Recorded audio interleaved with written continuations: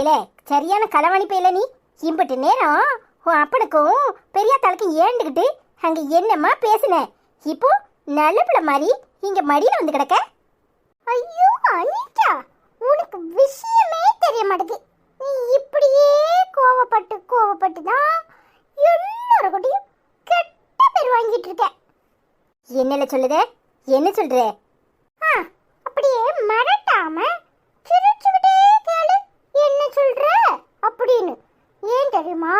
நீ கோவப்படும்போது எல்லாரும் இவ கோவப்படுறாளே, இவளுக்கு வேண்டாததான் ஏதாவது செய்யணும் அப்படின்னு அவங்களுக்கு தோணும். நீ இப்படி சிரிச்சுக்கிட்டே கேட்டேன்னு வச்சுக்கோ, எல்லாரும் அனிதா கோவப்பட மாட்டேக்கா, நல்லா பேசுறா